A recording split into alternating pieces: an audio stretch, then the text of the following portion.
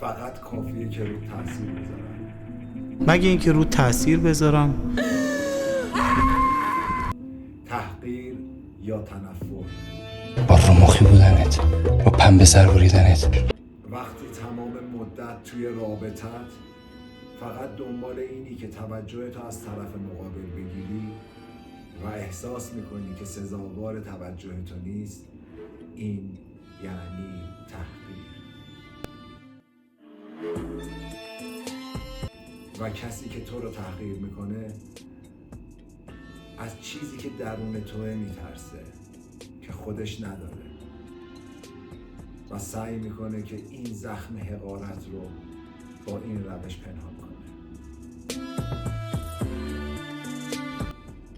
و وقتی که توی رابطت و توی اجتماع فقط به فکر اینی که از شر ذهنی و جسمی اون آدم خلاص بشی، این یعنی تنفر. تنفر مثل یه زغال داغیه که کف دستت گرفتی که دیگری رو باش بسوزونی.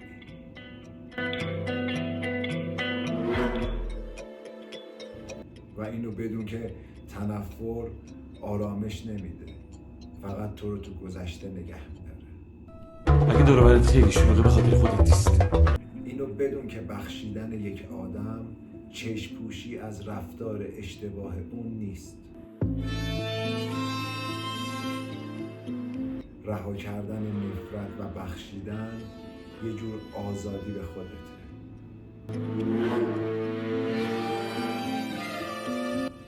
پذیرش به این معنی نیستش که هرگز به گذشتم بر نمیگردم، فقط اون اشتباه رو دوباره تکرار نمی‌کنم و آینده‌ای بهتر می‌سازم. کی اذیتت کرد؟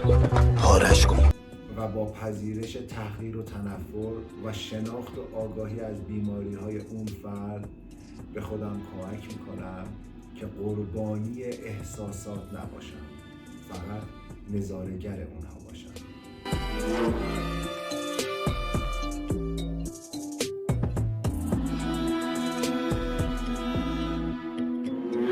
و اینا قابل کنترله و رابطه‌مو با اون افراد محدود میکنم. اشتباه کردیم. اشتباه کردم. نفرت و تحقیر و سرکوب نکن، تخریب نکن، فقط تخلیه‌اش کن. بنویس، در موردش با کسی حرف بزن، تخلیه‌اش کن. تو انتخاب اول آخرت اینه که آدم رو پاک کنی. پس بذار که ازت عبور کنه، تو خودت نگهش ندار.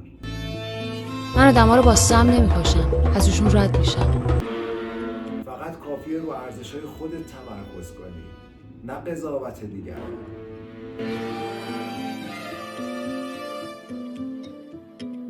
نوید، خیلی بر من لحظه مهمیه که تو داری نگام میکنی.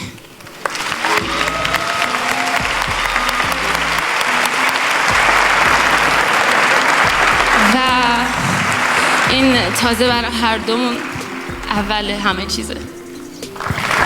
خیلی مبارک بشه، خیلی مبارک بشه. درود بر شما.